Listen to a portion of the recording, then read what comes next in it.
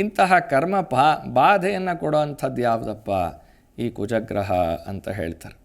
ಈ ಕುಜಗ್ರಹವನ್ನು ನಾವು ಹೇಗೆ ಪೂಜೆ ಮಾಡಬೇಕು, ಯಾವ ರೀತಿಯಲ್ಲಿ ನಾವು ಪೂಜೆ ಮಾಡಿದ್ರೆ ನಮಗೆ ಈ ಕರ್ಮ ಫಲ ದೂರವಾಗುತ್ತೆ ಅನ್ನೋದನ್ನು ಬಹಳ ವಿಶೇಷವಾಗಿ ನಾನಿವತ್ತು ಹೇಳಕ್ಕೆ ಬರ್ತೀನಿ. ಯಾಕಂದರೆ ಸಾಕಷ್ಟು ಜನ ಬರ್ತಾ ಇದ್ದಾರೆ, ಬಂದವರೆಲ್ಲರೂ ಹೇಳೋದು ಸಾಲದ ಬಾಧೆಯಲ್ಲಿ ಸಿಕ್ಕಾಕೊಂಡಿದ್ದೀವಿ, ಸಾಲದ ಬಾಧೆ, ನಾನು ಏನು ಮಾಡಿದ್ರೂ ಕೂಡ ನನಗೆ ಏಳಿಗೆ ಆಗ್ತಾಯಿಲ್ಲ, ಎಷ್ಟೇ ಹಣ ಸಂಪಾದನೆ ಮಾಡಿದ್ರೂ ನನಗೆ ಏಳಿಗೆ ಆಗ್ತಾಯಿಲ್ಲ.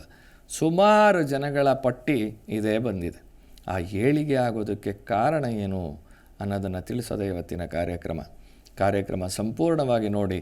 ಇದರಲ್ಲಿ ನಾನು ಪ್ರತಿಯೊಂದು ವಿಚಾರಗಳನ್ನು ತಿಳಿಸ್ತಾ ಬರ್ತೀನಿ. ಹಿಂದಿನ ಸಂಚಿಕೆಯಲ್ಲಿ ಹೇಳಿದ್ದೆ, ನಾನು ನಿಮಗೆ ಲಕ್ಷ್ಮೀ ನರಸಿಂಹಸ್ವಾಮಿ, ಸುಬ್ರಹ್ಮಣ್ಯೇಶ್ವರ ಮತ್ತು ನಾಗಪ್ಪ ಅಶ್ವತ್ಥಕಟ್ಟೆ ಈ 3 ಋಣ ರೋಗ ದಾರಿದ್ರ್ಯಗಳನ್ನು ನಿವಾರಣೆ ಮಾಡುವಂಥದ್ದು ಅಂತ. ಇಂತಹ ಕುಜನ ಆರಾಧನೆಯನ್ನು ಪ್ರತಿ ಮಂಗಳವಾರ ಮಾಡ್ತಾ ಹೋಗಿ.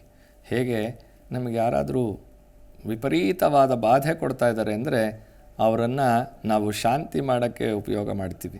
ಅವ್ರ ಹತ್ರ ಹೋಗಿ ಜಗಳ ಆಡೋದು, ಮತ್ತೊಂದು ಮಾತಾಡೋದು ಏನೂ ಮಾಡಲ್ಲ. ಅವ್ರನ್ನ ಆದಷ್ಟು ದೂರವಾಗಿಡೋದಕ್ಕೆ ಪ್ರಯತ್ನ ಪಡ್ತೀವಿ. ಅವ್ರಿಗೇನು ಸಂತೋಷ ಇದೆಯೋ ಅಂಥ ಕೆಲಸ ಮಾತ್ರ ಮಾಡ್ತಾ ಹೋಗ್ತೀವಿ. ಹೇಗೋ ಹಾಗೆ ಈ ಕುಜನ ಒಂದು ಆರಾಧನೆಯನ್ನು ಪ್ರತಿ ಮಂಗಳವಾರ ಇದನ್ನು ಮಾಡಿ. ಅದು ಒಂದು ಮಂಗಳವಾರದಲ್ಲೇ ನಿಮಗೆ ಫಲ ಕೊಡಬಹುದು, 4 ವಾರದಲ್ಲಿ ಕೊಡಬಹುದು, ಅಥವಾ 10 ವಾರನೂ ತಗೊಳ್ಬಹುದು. ಒಂದು ಕೆಂಪು ವಸ್ತ್ರವನ್ನು ಹಾಕಿ ಕುಜಗ್ರಹದ ವಿಗ್ರಹ ಆಗಲಿ ಅಥವಾ ಮಹಾವಿಷ್ಣು, ಎಲ್ಲರಿಗೂ ಕಾರಣವಾಗಿರ್ತಕ್ಕಂಥವನು, ಎಲ್ಲಕ್ಕೂ ಅಧಿಪತಿಯಾಗಿರ್ತಕ್ಕಂಥವನು ಮಹಾವಿಷ್ಣು, ಲಕ್ಷ್ಮೀ ನರಸಿಂಹಸ್ವಾಮಿಯ ಸ್ವರೂಪ ಕೂಡ. ಆ ಮಹಾವಿಷ್ಣುವಿನ ವಿಗ್ರಹವನ್ನು ಒಂದು ಕೆಂಪು ಬಟ್ಟೆ ಹಾಸಿ ಅದರ ಮೇಲಿಟ್ಟು ಕೆಂಪು ಹೂವುಗಳು, ಕೆಂಪು ಗುಲಾಬಿ ಹೂವು ನಿಮಗೆಲ್ಲ ಕಡೆ ಸಿಕ್ಕತ್ತೆ. ಆ ಗುಲಾಬಿ ಹೂವಿನಿಂದ ಧರಣಿ ಗರ್ಭಸಂಭೂತಂ ಶ್ಲೋಕವನ್ನು 9 ಬಾರಿಯೋ 18 ಬಾರಿಯೋ 27 ಬಾರಿಯೋ ಹೇಳಿಕೊಂಡು ಪೂಜೆಯನ್ನು ಮಾಡಿ 2 ತುಪ್ಪದ ದೀಪವನ್ನು ಹಚ್ಚಿ, ಆ ಕುಜನಿಗೆ ಅವನು ಭೂಮಿ ಪುತ್ರ ಆಗಿರೋದರಿಂದ ಅವನಿಗೆ ಬಹಳ ಮುಖ್ಯವಾಗಿ ಬೇಕಾಗಿರುವಂಥದ್ದು ಬೆಲ್ಲದ ಅನ್ನ. ಪ್ರಾತಃ ಕಾಲದಲ್ಲಿ ಬೆಲ್ಲದ ಅನ್ನವನ್ನು ನೈವೇದ್ಯ ಮಾಡಿ ಪ್ರಾರ್ಥನೆಯನ್ನು ಮಾಡಿಕೊಳ್ಳಿ. ಬೆಳಗ್ಗೆ ನೈವೇದ್ಯವನ್ನು ಮಾಡಿ ಸಂಧ್ಯಾಕಾಲದಲ್ಲಿ ದೀಪವನ್ನು ಹಚ್ಚುವಂತಹ ಒಂದು ವ್ಯವಸ್ಥೆಯನ್ನು ಮಾಡಿಕೊಳ್ಳಿ.